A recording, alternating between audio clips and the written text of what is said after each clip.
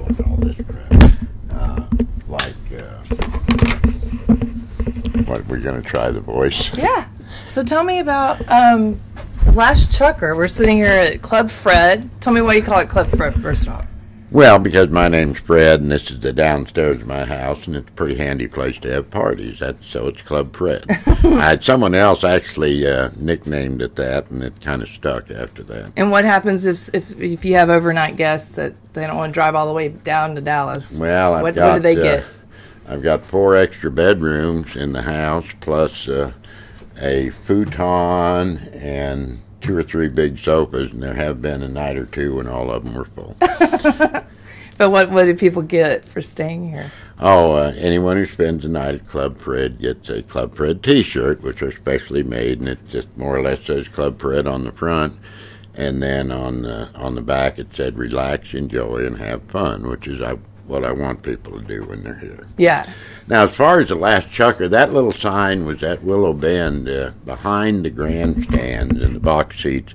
Why, they had a place where, you know, people could buy Willow Bend shirts, polo balls, and other souvenirs and things. And it also served some drinks there. But that was the name of it, the last chucker. Was it upstairs or downstairs?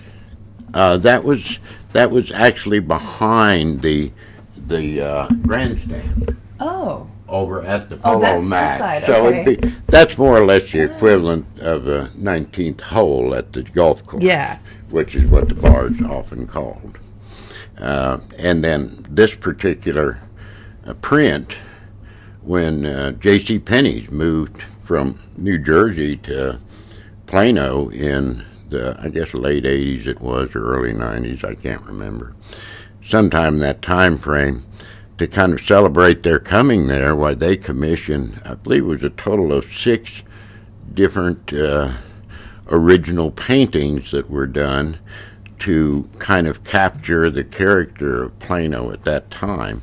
And this Willow Bend scene was one of those that they captured. And if you know the players, the way they sit the horses and everything, you can pretty much tell which player is which in that.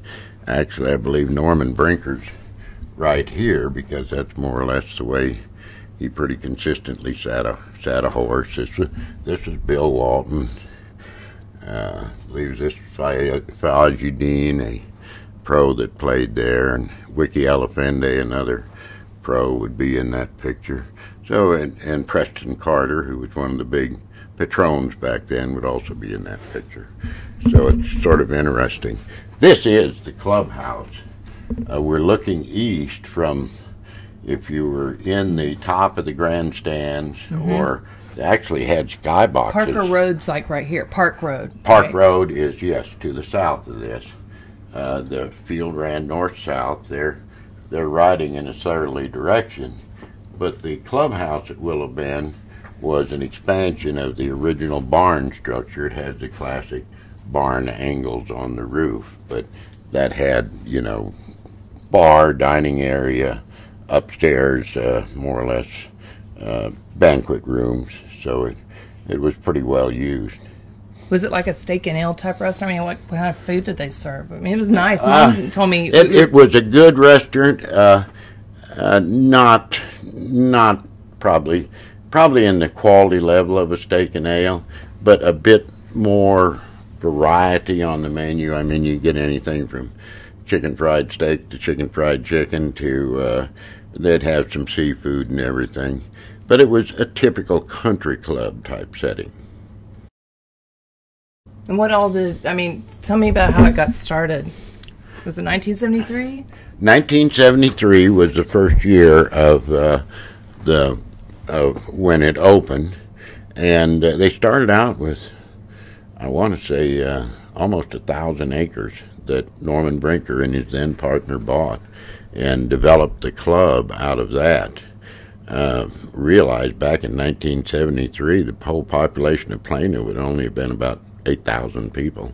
And did I hear you right that you said that they originally had up to 14 polo fields at one time? No, the most they ever had at one time, they got up to a total of 5 grass fields and 1 dirt field, Okay. and then an arena for indoor polo. Okay. But that's the most they ever had at one time. I remember that. I remember my sister and I go out there and scavenge scavengers for the polo balls that were on the dirt field. I remember that dirt field. Oh, yeah. Anyway, but so when did you get involved in polo and why? I moved from Oklahoma to Dallas in late 1981 because we moved our company headquarters there. The company had grown and we needed to travel a lot around the country, and it's big reason to move to the Dallas area was because of Dallas-Fort Worth Airport.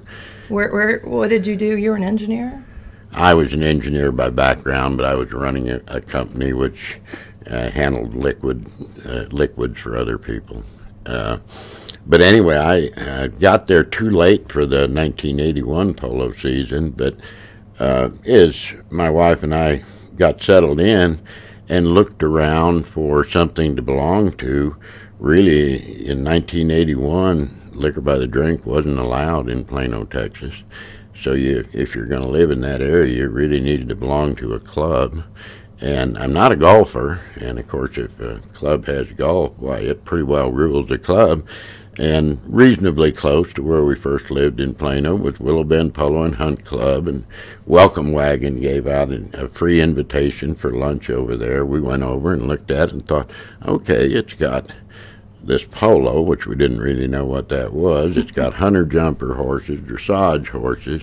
It had tennis courts, and it had a fitness center, and also had racquetball courts in the fitness center, and it had a swimming pool for the summers, and it had this nice clubhouse and seemed to be nice people, so we decided to join it. And then in 1982, before the polo season started, why, we went over there to a new members dinner, and they gave a talk about polo, and it sounded so good that we bought box seats, which were in the permanent grandstands, very similar to box seats anywhere, and had them from then until the club ultimately closed.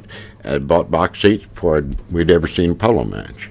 But so we became very interested in it. And what was it about it that they told you and made you go, wow, we want to do this? Well, it just sounded like, horses are nice animals. They're, a lot of ways, they're like a big dog. They become very faithful to the owner or rider, and they're just good animals to have around. And it sounded like a very exciting sport, and we thought, well, let's give it a try. And it more than bore out its promise. So we became very involved in it. By '84, I started playing some polo. Hadn't ridden much before that, so I had to start out by taking basic English riding lessons. Who taught you? My instructor was a gal who was then in charge of the hunter jumper program at Willow Bend, named Mary Phelps. That's my. Did you know my grandmother took lessons from her too? Yes. We'd talked about that. Thinks before. Very highly of her. Oh yeah. Mary Phelps was descended from the Derringer family from Philadelphia, Pennsylvania, the people who invented the little pocket pistol called the Derringer. She was a Derringer by background. Just a little interesting side note. What was she like? She was obviously an excellent rider, an excellent instructor. She could also leave most men in the dust on cursing if something really made her mad. She was colorful, I'll put it that way. Probably the best simple description.